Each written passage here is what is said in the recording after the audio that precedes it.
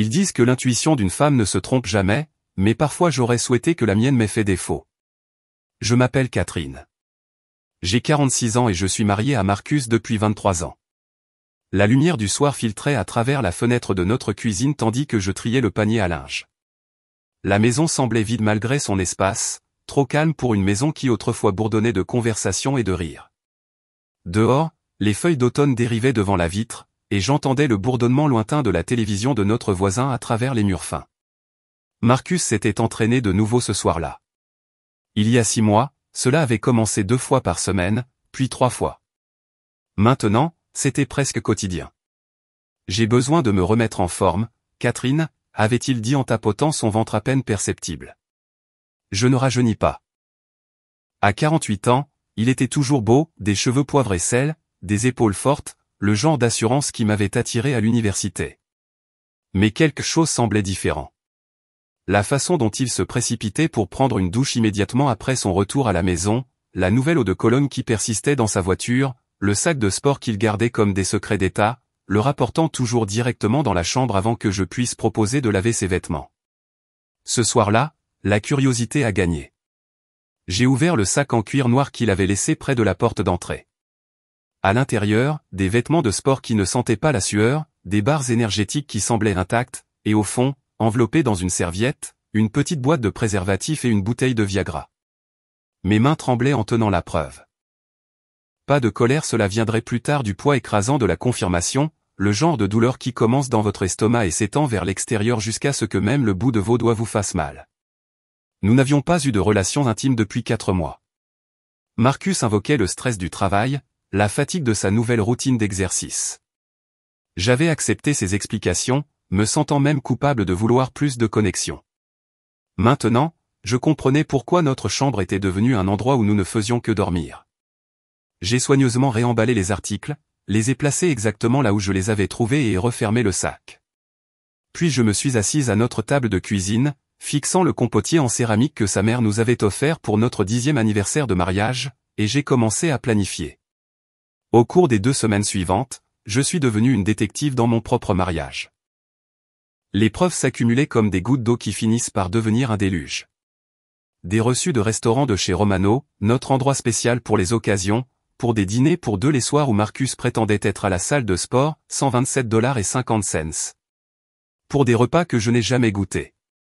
Sa voiture sentait un parfum qui n'était pas le mien, quelque chose de floral et de jeune, rien à voir avec les parfums sophistiqués que je préférais. J'ai trouvé un mouchoir sous le siège passager avec un rouge à lèvres qui était 3 nuances plus vives que tout ce que j'avais dans ma collection de maquillage. D'étranges appels téléphoniques qui se terminaient brusquement lorsque j'entrais dans la pièce. Juste des trucs de travail, disait-il, mais ses collègues ne le faisaient généralement pas sourire comme le faisaient ces mystérieux appelants. Des relevés de cartes de crédit montrant des dépenses dans des boutiques de lingerie, des fleuristes et un hôtel du centre-ville, le Méridien, à 3 occasions différentes, $89 pour des roses que je n'ai jamais reçues, $150 pour de la soie qui n'a jamais touché ma peau, $220 pour des chambres d'hôtel où je n'ai jamais dormi. Le détail le plus cruel était de voir à quel point tout le reste restait normal. Marcus m'embrassait toujours sur le front le matin, me demandait toujours comment s'était passée ma journée pendant le dîner, s'asseyait toujours à côté de moi pendant que nous regardions la télévision. Il était devenu un expert dans l'art de mener une double vie, compartimentant sa trahison avec une précision chirurgicale. Mais je pouvais aussi compartimenter. J'ai acheté une petite seringue à la pharmacie, disant au vendeur que c'était pour mon chat diabétique. J'ai acheté les piments les plus forts que j'ai pu trouver au marché fermier, ainsi qu'une bouteille d'huile de capsaïcine pure au magasin d'aliments naturels. À la maison, pendant que Marcus était à sa séance d'entraînement supposée, j'ai soigneusement extrait le feu liquide et préparé mon arme. Le processus d'injection exigeait de la patience. Chaque préservatif devait être percé exactement au bon endroit, pas la pointe où ce serait évident, mais sur le côté où la marque de l'aiguille serait invisible. J'ai ajouté juste assez du mélange de piment pour recouvrir l'intérieur sans altérer l'apparence du préservatif. Puis j'ai refermé l'emballage avec une précision qui aurait impressionné un chirurgien. L'ironie ne m'échappait pas. Après 23 ans de mariage, j'avais enfin appris à être sournoise. 2 jours plus tard, Marcus a annoncé une autre séance d'entraînement. Grosse séance ce soir, dit-il en m'embrassant la joue avec des lèvres qui avaient probablement embrassé quelqu'un d'autre cet après-midi. Ne m'attends pas, je l'ai regardé partir avec son sac de sport, puis je me suis installé pour attendre. J'ai fait du thé, j'ai lu un livre, j'ai essayé de me distraire en imaginant ce qui allait se dérouler, mais l'anticipation et la crainte s'en mêlaient dans ma poitrine comme des chats qui se battent. À 21h47, mon téléphone a sonné. Le nom de Marcus est apparu à l'écran. Catherine, sa voix était tendue, paniquée. Il y a eu un accident. Je suis à l'hôpital Merci Général. Que s'est-il passé? Es-tu blessé? C'est difficile à expliquer. Peux-tu venir, s'il te plaît? Le trajet jusqu'à l'hôpital semblait surréaliste. Une partie de moi craignait qu'il ne soit réellement blessé. Une partie de moi savait exactement ce qui s'était passé et ressentait une satisfaction sombre. Mais surtout, je me sentais engourdi. 23 années de mariage se terminaient dans une salle d'urgence, et c'était moi qui l'avais orchestré. Les néons de Merci Général rendaient tout le monde malade. La salle d'attente sentait le désinfectant et le désespoir. Une réceptionniste à l'air fatigué m'a dirigé vers la chambre 237. En approchant, j'ai entendu une voix familière venant de l'intérieur. Pas la voix de Marcus, mais une voix que j'ai reconnue immédiatement. Mon cœur s'est arrêté. La brûlure ne s'arrête pas, disait la femme, nous avons essayé de la glace. Nous avons essayé du lait. Rien n'y fait. Je connaissais cette voix. Je l'avais entendue lors de dîners de famille, de fêtes d'anniversaire, de matins de Noël. Elle appartenait à quelqu'un qui m'appelait « maman » et qui m'appelait ainsi depuis 3 ans, Jennifer, la femme de mon fils. J'ai poussé la porte. La scène devant moi était tout ce que j'avais imaginé et rien à quoi j'aurais pu me préparer. Marcus était allongé sur un lit, le visage rouge et en sueur, une serviette humide sur les genoux. De l'autre côté de la pièce, Jennifer, ma belle-fille, la mère de mes 2 petits-enfants, était assise sur un autre lit en chemise d'hôpital, les larmes coulant sur son visage. Ils ont tous les 2 levé les yeux lorsque je suis entré. L'expression de Marcus s'est effondrée en honte. Les yeux de Jennifer se sont écarquillés de terreur. Catherine, je peux expliquer, a commencé Marcus. Non, ai-je dit calmement en fouillant dans mon sac à main. Je ne pense pas que tu le puisses. Les papiers de divorce que j'avais préparés cet après-midi ont fait un bruit sec lorsque je les ai dépliés. Je les avais préparés depuis 2 semaines, attendant le bon moment. C'était ça. Le silence dans la pièce était assourdissant. Même le bruit de fond constant de l'hôpital, les machines qui bipent, les conversations lointaines, les roues des fauteuils roulants sur le linoléum semblaient s'estomper. Madame Williams? Une voix depuis la porte. Je me suis retourné et j'ai vu le docteur Sarah Chen, mon ami du club de lecture, debout en blouse avec un presse-papier à la main. Ses yeux sont passés de Marcus à Jennifer puis à moi, et j'ai vu la compréhension naître sur son visage. Sarah m'a appelé, ai-je dit à la pièce. Elle a pensé que je devais savoir que mon mari était ici. Elle n'a pas mentionné que tu avais amené une amie. Jennifer a parlé pour la première fois depuis mon arrivée. Catherine, s'il te plaît, tu dois comprendre. Je comprends parfaitement. J'ai posé les papiers de divorce sur la table roulante entre le lit de Marcus et la seule chaise de la pièce. Je comprends que mon mari me ment depuis des mois.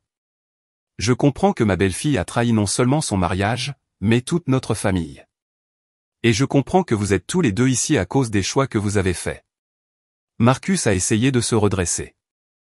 La brûlure. Quelque chose ne va pas avec les préservatifs. Ils doivent avoir été contaminés ou. Rien n'a été contaminé, ai-je dit calmement. Tout a fonctionné exactement comme prévu. Les mots les ont frappés comme des coups physiques. Jennifer a haleté. Marcus m'a regardé avec quelque chose qui ressemblait à de la crainte mêlée d'horreur. Tu as fait ça, a chuchoté Jennifer. Je me suis protégé. Vous 2 avez choisi de blesser des gens qui vous aimaient. J'ai choisi de m'assurer qu'il y ait des conséquences. Le docteur Chen s'est éclairci la gorge. Je vais vous laisser un peu d'intimité. La brûlure devrait s'atténuer dans quelques heures avec le traitement que nous vous avons donné. Vous irez tous les 2 bien physiquement. Après son départ, j'ai rapproché la seule chaise de visiteur de la pièce du lit de Marcus et je me suis assise. Mes mains étaient fermes, ma voix calme. Pour la première fois depuis des mois, je me sentais totalement en contrôle.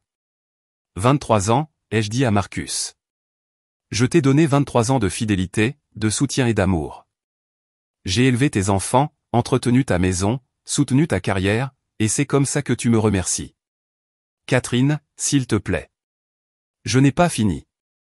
La dureté dans ma voix m'a surprise moi-même. Et toi, me suis-je tourné vers Jennifer, tu m'appelais, maman.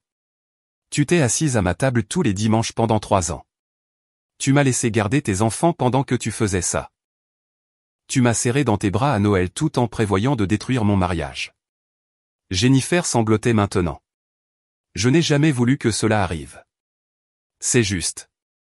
Nous ne l'avons pas planifié. Vous ne l'avez pas planifié?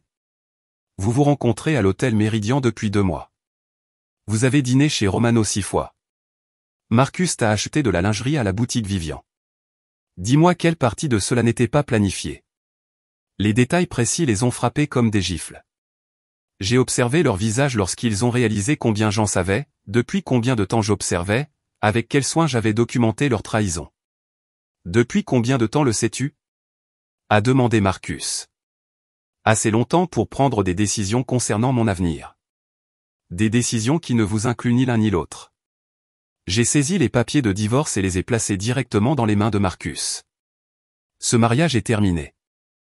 J'ai déjà parlé à un avocat. La maison est à mon nom, mon héritage de mes parents. Les comptes de retraite seront partagés conformément à la loi de l'État. Tu peux garder ton abonnement à la salle de sport. Marcus a regardé les papiers comme s'ils étaient écrits dans une langue étrangère.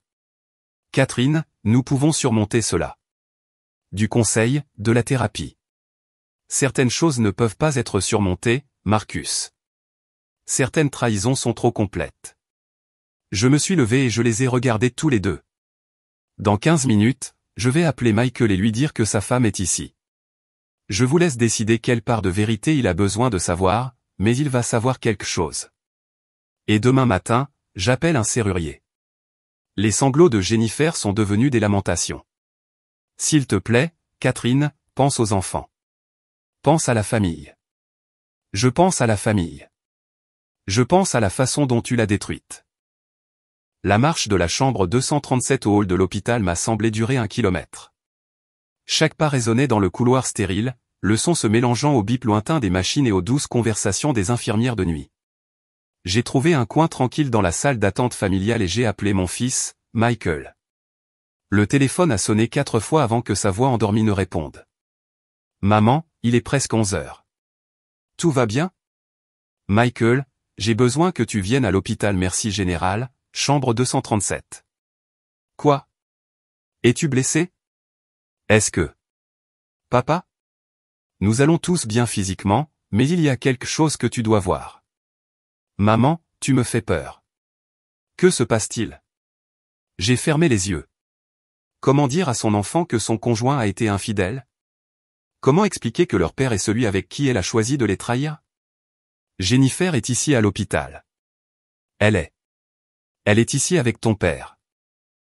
Ils étaient ensemble quand ils se sont tous les deux blessés. Le silence à l'autre bout du fil s'est étiré si longtemps que j'ai cru que l'appel avait été coupé. Ensemble? Sa voix était différente maintenant, plus dure. Ensemble d'une manière qui brise les mariages, Michael. Je suis désolé. J'y serai dans 20 minutes. La ligne s'est coupée. Je me suis assise sur la chaise en plastique de l'hôpital et j'ai regardé le drame tard dans la nuit de la salle d'urgence se dérouler autour de moi. Un adolescent avec un bras cassé était assis avec ses parents inquiets. Une femme âgée se plaignait de douleur à la poitrine à tous ceux qui voulaient bien l'écouter. Un jeune couple se tenait la main en attendant des nouvelles de leur accident de voiture. Tous ces gens confrontés à de véritables urgences. Et me voilà, l'architecte de la destruction de ma propre famille. Mais je ne ressentais aucun regret, seulement un étrange sentiment de paix. 22 minutes plus tard, Michael a fait irruption à travers les portes automatiques de l'hôpital. À 25 ans, il ressemblait à une version plus jeune de son père, même mâchoire forte, mêmes yeux intenses. Mais là où Marcus avait appris à cacher ses sentiments derrière des sourires forcés, Michael affichait ouvertement ses émotions. En ce moment, son visage montrait de la confusion, de la colère et un chagrin d'amour à parts égales. Où sont-ils? Je les conduis à la chambre 237. À travers la petite fenêtre de la porte, nous pouvions voir Marcus et Jennifer. Ils ne parlaient plus, ils étaient juste assis dans leurs lits respectifs, fixant différents murs. Le poids de leur situation s'était abattu sur eux comme une couverture. Michael a poussé la porte sans frapper. Jen. Sa voix était à peine un murmure. Jennifer a levé les yeux, et l'expression sur son visage lorsqu'elle a vu son mari était l'émotion la plus authentique que je lui ai vue de toute la soirée, une culpabilité pure et dévastatrice. Michael, Est-ce vrai? Il a regardé d'avant en arrière entre sa femme et son père. Êtes-vous deux? Aucun d'eux n'a répondu, mais leur silence était une réponse suffisante. Les mains de Michael se sont serrées en poing sur ses côtés. Depuis combien de temps, papa? A commencé Marcus. Depuis combien de temps? La voix de Michael était plus forte maintenant, attirant l'attention du poste d'infirmière. 4 mois, a chuchoté Jennifer. Michael a hoché la tête lentement, comme si l'information prenait du temps à être traitée. Puis il s'est tourné vers son père. Espèce d'enfoiré. Marcus a tressailli. Michael, s'il te plaît, laisse-moi expliquer. Expliquer quoi? Comment tu couches avec ma femme? Comment tu mens à maman? Comment tu me mens? Chaque question est devenue plus forte. Monsieur Williams, le docteur Chen est apparu dans la porte. Je dois vous demander de baisser le ton. C'est un hôpital. Désolé, a dit Michael, ne quittant pas son père des yeux. J'essaie juste de comprendre comment mon père est devenu le genre d'homme qui détruit sa propre famille. Il s'est tourné vers Jennifer. Et toi? Tu t'es assise à la table de maman dimanche dernier. Tu as aidé Emma à faire des cartes de fête des mères pour sa grand-mère. Tu l'as regardée dans les yeux et tu as souri pendant que tu faisais ça. Jennifer pleurait de nouveau, mais cette fois il n'y avait aucune manipulation dedans. C'étaient les larmes de quelqu'un qui avait tout perdu et qui commençait tout juste à comprendre l'ampleur de ses choix. Où sont les enfants? A demandé Michael. Chez ta mère, a réussi à dire Jennifer entre deux sanglots. Ta mère les garde ce soir. Le rire de Michael était amer. Parfait. Donc, mes enfants sont avec la seule personne correcte dans ce foutoir pendant que leurs parents sont ici pour se faire soigner pour. Quoi exactement? Qu'est-ce qui vous est arrivé à vous deux? J'ai fait un pas en avant. C'est de ma faute. Ils m'ont tous les trois regardé. J'ai trafiqué les préservatifs avec de l'huile de piment. Je suis au courant de leur liaison depuis des semaines. Ce soir, c'était ma façon de m'assurer qu'il y ait des conséquences. Michael m'a fixé pendant un long moment, puis il a commencé à rire. Pas un rire joyeux. Le genre de rire désespéré qui vient quand la situation est si absurde que l'humour est la seule alternative au cri. Tu les as piégés. Je me suis protégé, et je t'ai protégé, même si tu ne le sais pas encore. Comment m'as-tu protégé? J'ai fouillé dans mon sac à main et j'ai sorti une enveloppe en manille. Rapport de détective privé. Photos, relevés de cartes de crédit, reçus d'hôtel, tout ce dont tu auras besoin pour ton avocat spécialisé dans les divorces. 6 semaines plus tard, j'étais assise dans le bureau de mon avocat en train de signer les papiers de divorce définitifs. Marcus avait déménagé le lendemain de l'incident à l'hôpital. Il a essayé d'appeler plusieurs fois, laissant des messages vocaux qui allaient des excuses à la colère en passant par le désespoir.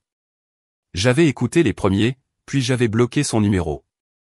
Le règlement était équitable, voire généreux de ma part. J'ai gardé la maison, le cadeau de mariage de mes parents il y a 23 ans, et la moitié de nos comptes de retraite. Marcus a gardé sa pension et sa liberté. Cela semblait être un échange raisonnable. Le divorce de Jennifer et Michael a été plus compliqué. Elle avait engagé un avocat coûteux qui a tenté de faire valoir que sa liaison était un symptôme de dépression postpartum et de folie passagère. L'avocat de Michael, armé des preuves de mon enquêteur, a eu peu de mal à prouver que 4 mois de tromperie délibérée ne pouvaient guère être qualifiés de passagers. L'accord de garde a donné à Michael la garde principale d'Emma et de David, Jennifer obtenant les week-ends et les jours fériés.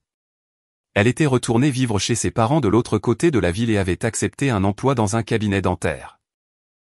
J'ai entendu dire par des amis communs qu'elle était en thérapie, essayant de comprendre comment elle avait fait des choix aussi destructeurs. Je n'ai ressenti aucune satisfaction dans sa chute, aucun triomphe dans l'exil de Marcus dans un appartement du centre-ville. La satisfaction était plus calme, plus personnelle. C'était la satisfaction d'une femme qui avait refusé d'être une victime. Tout est fait, a dit mon avocat en faisant glisser les papiers sur son bureau en acajou. Vous êtes officiellement de nouveau Catherine Williams. J'ai décidé de garder le nom de Marcus pour des raisons pratiques, compte bancaire, carte de crédit, reconnaissance des petits-enfants, mais légalement, j'étais libre. À l'extérieur du cabinet d'avocat, l'automne avait cédé la place au début de l'hiver. Les arbres étaient nus maintenant, leurs branches se tendant vers un ciel gris de décembre. J'ai marché lentement jusqu'à ma voiture, respirant l'air froid profondément dans mes poumons. Mon téléphone a vibré avec un message de Michael. Dîner ce soir. Les enfants veulent voir grand-maman. J'ai souri et j'ai répondu, je vais cuisiner. 18 heures. Cuisiner pour mon fils et mes petits-enfants était différent maintenant. Pas comme une obligation ou une façon de prouver ma valeur, mais comme un cadeau que je choisissais de faire aux gens que j'aimais. La distinction était importante. À la maison, j'ai préparé le poulet parmesan préféré d'Emma et le pain à l'ail adoré de David. La cuisine sentait la famille et le confort, mais pour la première fois depuis des mois, je ne me sentais pas seul. Pendant que le poulet cuisait, j'ai ouvert une bouteille de vin. Du bon vin, pas les trucs bon marché que j'avais l'habitude d'acheter quand je pensais que je ne méritais pas mieux. Je me suis versé un verre et je me suis tenu à la fenêtre de ma cuisine, regardant le jardin que j'avais planté le printemps dernier. Les rosiers étaient en dormance maintenant, mais au printemps, ils refleuriraient. Certaines choses survivent à l'hiver. Certaines choses reviennent plus fortes après une saison d'obscurité. Quand Michael est arrivé avec les enfants, Emma a couru droit vers moi, enroulant ses bras de 5 ans autour de mes jambes. « Grand-maman » a dit papa, maman et grand-père sont partis. Vont-ils revenir pour Noël? Je me suis agenouillé à sa hauteur, plongeant mon regard dans des yeux qui étaient exactement comme ceux de son père. Parfois, les adultes font des erreurs qui changent tout, ma chérie. Mais les gens qui t'aiment vraiment seront toujours là. Est-ce que tu me liras une histoire après le dîner? Avec plaisir. Pendant le dîner, David, 7 ans, a posé des questions plus difficiles. Papa dit que maman t'a fait du mal. C'est pour ça qu'elle ne peut plus vivre avec nous? Michael a commencé à intervenir, mais j'ai levé la main. Ces enfants méritaient l'honnêteté, adaptée à leur âge, mais réelle.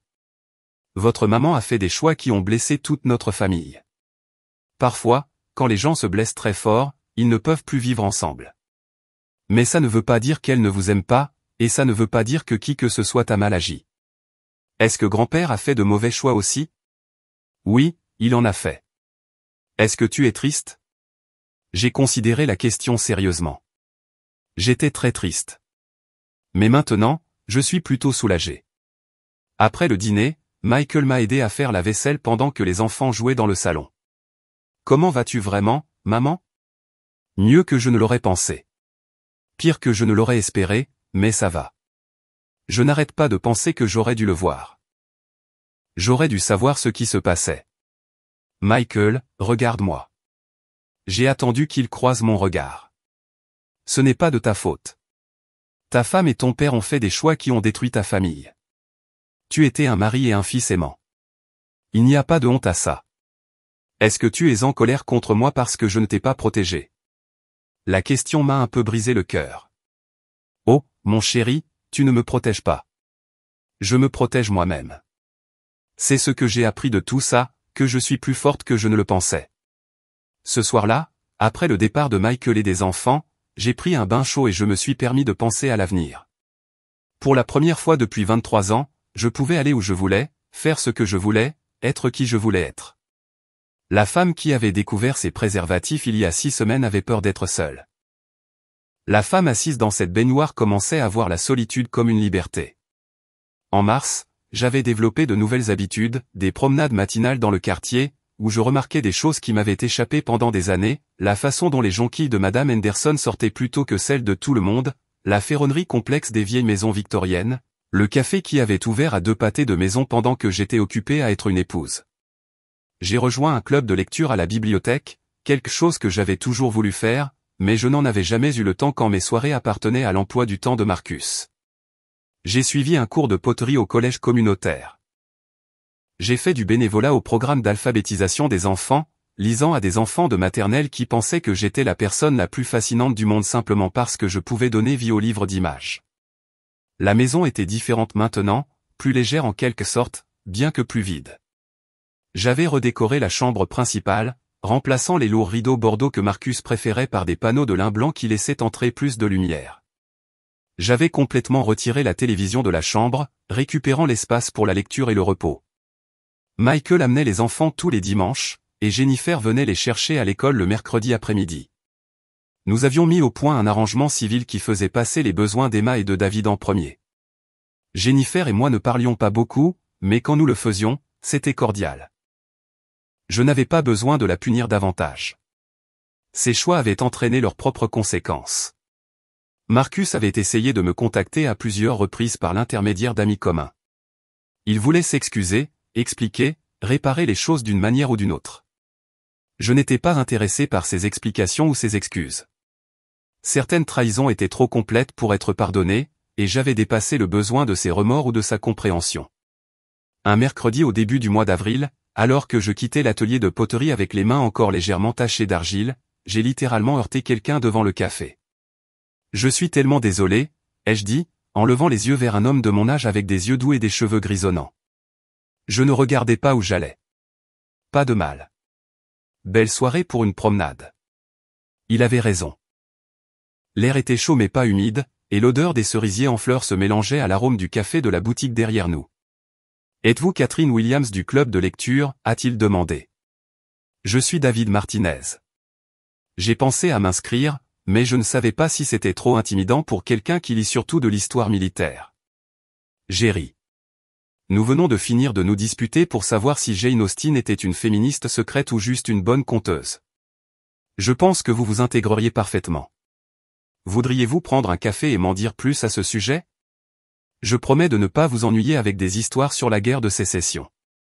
J'ai hésité un instant, pas parce que je n'en avais pas envie. J'ai trouvé son sourire sincèrement attrayant, mais parce que je m'habituais encore à l'idée que mon temps m'appartenait pour le dépenser. J'aimerais bien. Au cours d'un café qui s'est transformé en dîner dans un petit restaurant italien en bas de la rue, j'ai appris que David était un directeur d'école secondaire à la retraite, récemment veuf après 41 ans de mariage. Sa femme était décédée d'un cancer 18 mois plus tôt, et il apprenait lentement à se construire une vie en tant que personne seule. C'est étrange, a-t-il dit en faisant tournoyer le vin dans son verre. J'ai été marié si longtemps que j'avais oublié qui j'étais en tant que David, pas David et Maria. Parfois, je me surprends à mettre 2 couverts à table ou à acheter son yogourt préféré sans réfléchir. Je comprends. Je découvre que j'aime avoir tout le lit pour moi et que je peux lire jusqu'à 2 heures du matin si je le veux sans que quelqu'un se plaigne de la lumière. Qu'est-il arrivé à votre mariage, si cela ne vous dérange pas que je vous le demande? J'avais raconté l'histoire tellement de fois maintenant, à des avocats, à des thérapeutes, à mes amis du club de lecture, que je pouvais la réciter sans douleur émotionnelle. Mon mari a eu une liaison avec ma belle-fille. Je les ai surpris, j'ai divorcé et j'ai découvert que je préférais être seul plutôt qu'avec quelqu'un qui ne me respectait pas. David a grimacé. C'est brutal. Je suis désolé. Ne le soyez pas. C'est la meilleure chose qui pouvait m'arriver. Comment ça se fait? Parce que ça m'a forcé à découvrir qui j'étais sans lui. Il s'avère que je l'aime beaucoup. Nous avons parlé jusqu'à ce que le restaurant commence à mettre des chaises sur les tables autour de nous. David m'a raccompagné à ma voiture et nous avons prévu d'assister ensemble à la réunion du club de lecture la semaine suivante. En rentrant chez moi en voiture dans les rues calmes de mon quartier, j'ai ressenti quelque chose que je n'avais pas ressenti depuis des années, l'anticipation de ce que demain pourrait apporter. En mai, une lettre est arrivée de Marcus. Pas un courriel ou un texto, mais une véritable lettre manuscrite sur du papier à lettres que j'ai reconnu comme étant le genre coûteux qu'il gardait dans son bureau pour la correspondance importante. J'ai failli la jeter sans la lire, mais la curiosité a gagné. Catherine, je sais que tu ne veux pas entendre parler de moi, et je comprends pourquoi. Ce que j'ai fait est impardonnable, et je ne t'écris pas pour demander pardon. Je t'écris parce que j'ai besoin de te dire certaines choses que j'aurais dû dire il y a des mois. Tu as été la meilleure épouse qu'un homme puisse demander. Tu étais loyale, généreuse, intelligente et belle. Tu as soutenu mes rêves, élevé nos enfants et fait de notre maison un foyer. Cette liaison n'avait rien à voir avec ce qui te manquait. Elle avait tout à voir avec ce qui me manquait, le caractère, l'intégrité et la sagesse d'apprécier ce que j'avais. Jennifer ne signifie rien pour moi. Elle n'a jamais rien signifié. Elle était juste disponible et consentante, et j'ai été assez stupide pour confondre l'excitation avec le bonheur. J'ai jeté 23 ans de mariage pour quelque chose qui n'était même pas réel. J'entends dire par Michael que tu vas bien. Je suis content, tu mérites le bonheur et tu mérites mieux que ce que je ne t'ai jamais donné. Je ne suis plus le même homme qui t'a trahi. Je suis allé en thérapie pour essayer de comprendre comment je suis devenu quelqu'un capable d'une telle cruauté. Mais je sais que la croissance personnelle n'annule pas les dégâts. Et je ne demande pas de seconde chance. Je veux juste que tu saches que je sais ce que j'ai perdu. J'espère qu'un jour tu pourras penser à nos bonnes années sans colère. Nous avons eu de bonnes années, Catherine. 20 ans au moins. J'espère que je n'ai pas détruit ces souvenirs pour toi. Marcus, j'ai lu la lettre 2 fois, puis je l'ai posée sur ma table de cuisine et j'ai préparé du thé. Dehors, mes rosiers étaient en pleine floraison, leurs pétales largement déployés pour capter le soleil de l'après-midi. La lettre était probablement authentique. Marcus avait toujours été éloquent quand il le voulait, et le ton semblait authentique plutôt que manipulateur, mais cela ne changeait rien. Les excuses, aussi éloquentes soient-elles, ne pouvaient pas annuler la trahison. Comprendre ses motivations ne guérissait pas les blessures qu'il avait causées. J'ai plié la lettre et je l'ai mise dans le tiroir où je gardais les documents importants, non pas parce que je la chérissais, mais parce qu'elle était la preuve d'une clôture. Marcus avait dit ce qu'il avait besoin de dire, et je l'avais entendu. Maintenant, nous pouvions tous les deux aller de l'avant sans que des affaires inachevées ne pendent entre nous. Ce soir-là, David et moi sommes allés voir la production de Notre Ville par le théâtre communautaire. Pendant l'entracte, il m'a demandé si j'appréciais la pièce. Ça me fait penser au temps, ai-je dit. Combien nous en gaspillons à attendre que la vie commence ou que d'autres personnes nous rendent heureux. Êtes-vous heureuse maintenant? La question m'a surprise par sa franchise. Oui, ai-je dit et j'ai réalisé que c'était vrai. Pas de la façon dont je m'attendais à être heureuse à 46 ans, mais vraiment heureuse. Qu'est-ce qui est différent? Je vis pour moi au lieu de vivre autour de quelqu'un d'autre. Je prends des décisions en fonction de ce que je veux au lieu de ce qui est attendu. Et j'ai appris la différence entre être seul et être solitaire. Et laquelle êtes-vous? Seul. Et j'aime ça. David a souri. Bien. Cela fait de vous une bien meilleure compagnie que quelqu'un qui a besoin des autres pour se sentir complet. Après la pièce, nous avons marché dans le centre-ville en parlant de tout et de rien. Il était facile d'être avec David, pas d'intention cachée, pas de manipulation, pas de jeu, juste un homme décent qui appréciait ma compagnie et me faisait rire. Quand il m'a raccompagné à ma porte, j'ai réalisé que j'étais attiré par lui, pas désespérément, pas avec le besoin dévorant qui avait caractérisé ma relation avec Marcus dans les premières années, mais avec l'intérêt tranquille d'une femme qui connaissait sa propre valeur. « Voulez-vous entrer prendre un café ?» ai-je demandé. « J'aimerais bien, mais je pense que je vais plutôt vous dire bonne nuit. » J'ai haussé un sourcil. Peur de mon café? Peur de précipiter quelque chose qui pourrait valoir la peine d'être pris lentement. J'ai aimé cette réponse. Je l'ai beaucoup aimé. Septembre a apporté mon 47e anniversaire et le premier anniversaire de la découverte de la trahison de Marcus. La symétrie ne m'a pas échappé. Le pire jour de l'année dernière était devenu la célébration de l'indépendance de cette année. Michael m'a organisé une fête dans mon jardin, invitant mes amis du club de lecture, mes camarades de classe de poterie et certains voisins que j'avais appris à connaître au cours de la dernière année. David a apporté des fleurs, des tournesols parce qu'il a dit qu'il lui rappelait mon sourire, et une première édition de Orgueil et Préjugés parce qu'il avait écouté quand j'ai mentionné que j'aimais Austin. Emma et David, mon petit-fils, pas mon David, m'ont aidé à souffler les bougies sur le gâteau au chocolat que Michael avait acheté à la pâtisserie du centre-ville. En faisant mon vœu, j'ai réalisé que je n'avais besoin de rien souhaiter. Pour la première fois depuis des années, j'avais tout ce que je voulais. Après le départ des invités et le retour des enfants à la maison avec Michael, David m'a aidé à ranger. Nous avons travaillé tranquillement, nous déplaçant l'un autour de l'autre dans ma cuisine avec la coordination facile de personnes qui avaient passé de nombreuses soirées ensemble. Bonne fête, a-t-il dit en essuyant les derniers verres à vin.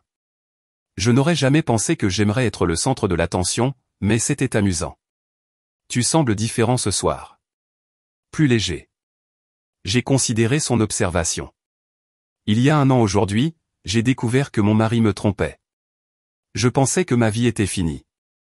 Et maintenant je pense qu'elle ne faisait que commencer. David a posé le torchon et s'est tourné vers moi. Catherine, il y a quelque chose que je veux te demander. Mon rythme cardiaque s'est légèrement accéléré. Au cours des 6 mois où nous nous étions fréquentés, David avait été d'une patience et d'un respect inébranlables. Nous avions partagé des dîners, des films, de longues promenades et des conversations intenses, mais il n'avait jamais insisté pour obtenir plus que ce que j'étais prête à donner. Qu'est-ce que c'est? Je tombe amoureux de toi. En fait, je pense que je suis déjà tombé amoureux de toi, et je veux savoir s'il est possible que tu ressentes la même chose. Les mots sont restés suspendus dans l'air entre nous. Il y a un an, si quelqu'un m'avait dit que je serais debout dans ma cuisine à écouter un homme merveilleux me déclarer son amour, j'aurais pensé qu'il était fou. Il y a un an, j'essayais encore de sauver un mariage qui était déjà mort. David, tu n'es pas obligé de répondre maintenant. Je voulais juste que tu saches ce que je ressens. Je ressens la même chose, ai-je dit doucement. Mais j'ai besoin que tu comprennes quelque chose. Je t'aime, mais je n'ai pas besoin de toi. Je ne cherche pas quelqu'un pour me compléter, me sauver ou arranger ma vie. Je cherche quelqu'un pour partager la vie que j'ai déjà construite. Son sourire était radieux. C'est exactement le genre d'amour que je veux. Nous nous sommes embrassés dans ma cuisine, entourés des preuves de ma nouvelle vie, la poterie que j'avais faite, les livres que j'avais lus, les fleurs de mon jardin. Cela avait le goût de la possibilité et la sensation de rentrer chez moi.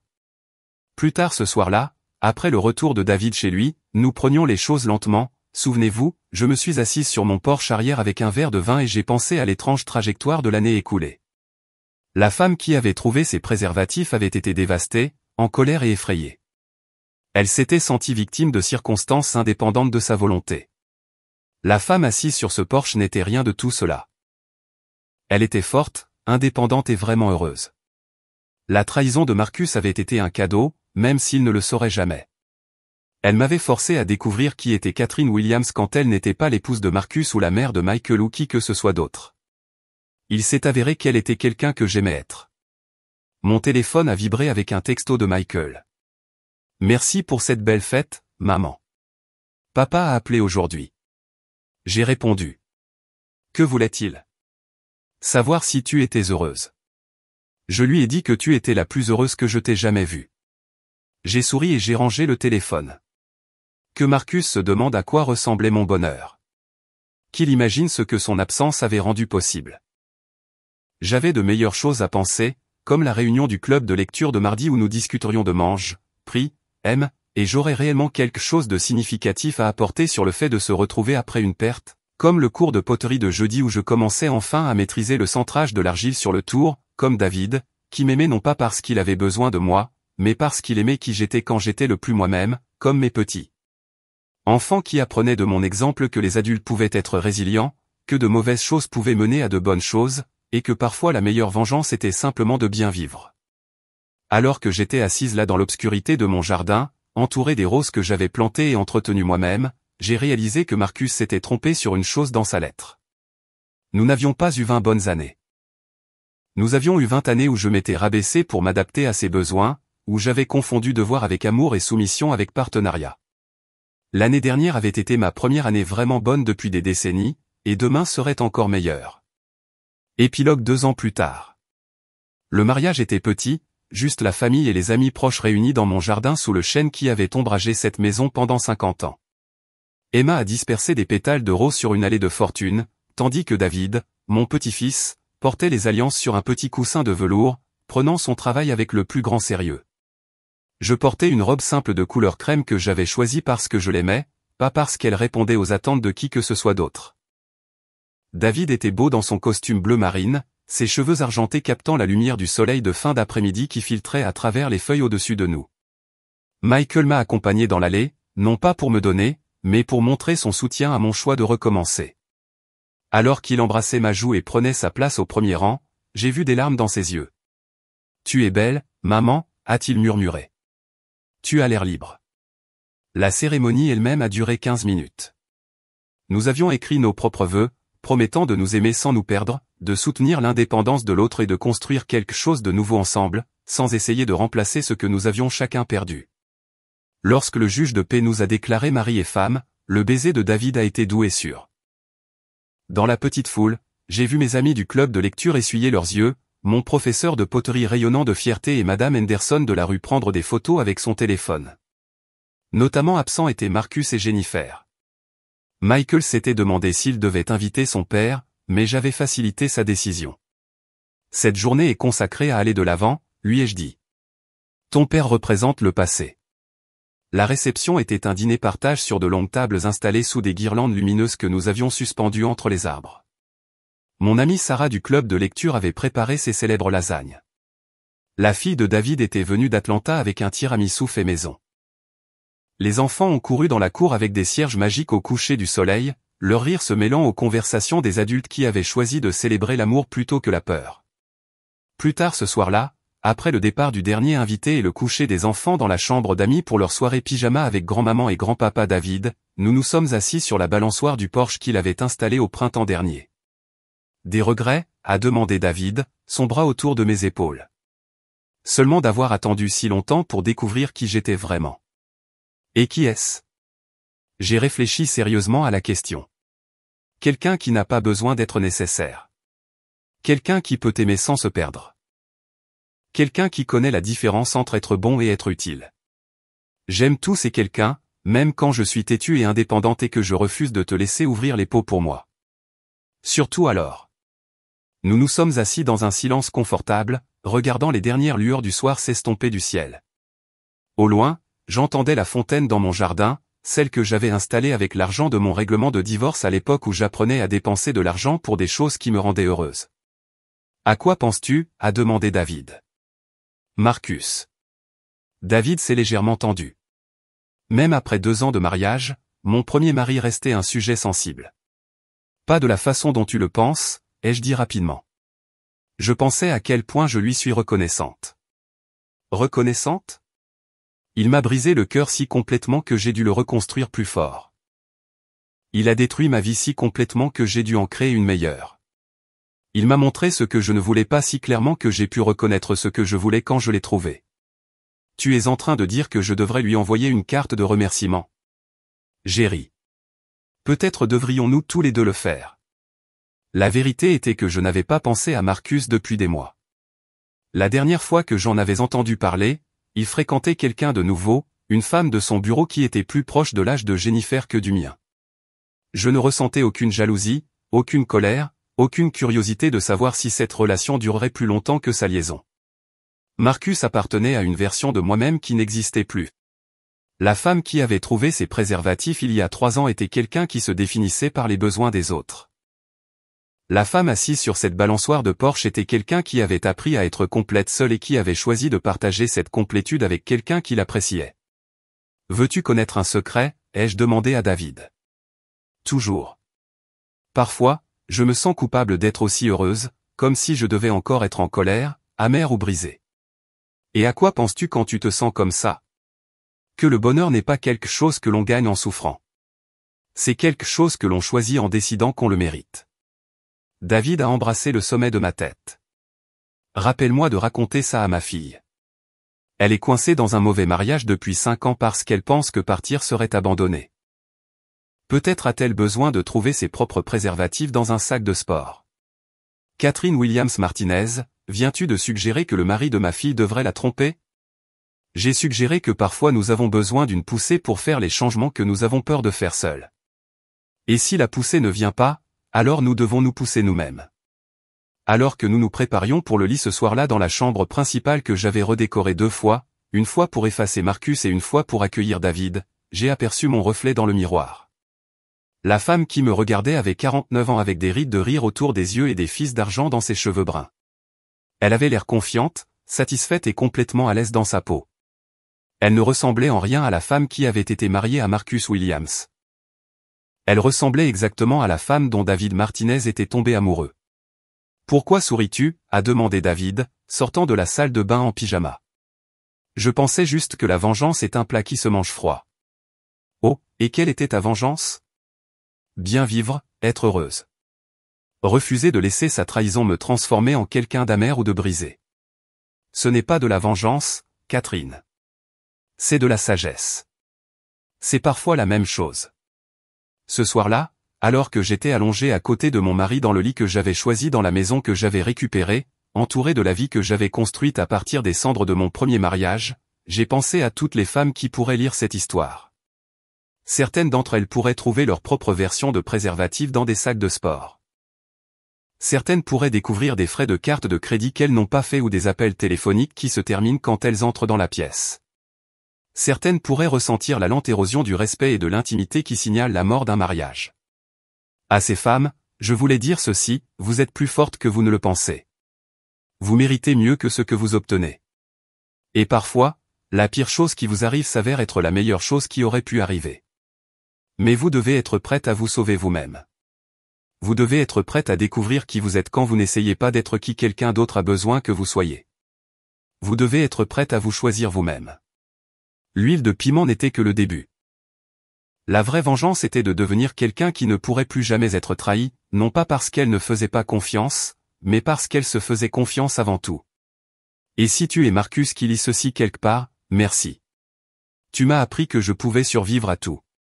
Tu m'as montré que j'étais capable de plus de force que je ne l'aurais jamais imaginé. Tu m'as forcé à découvrir de quoi j'étais faite.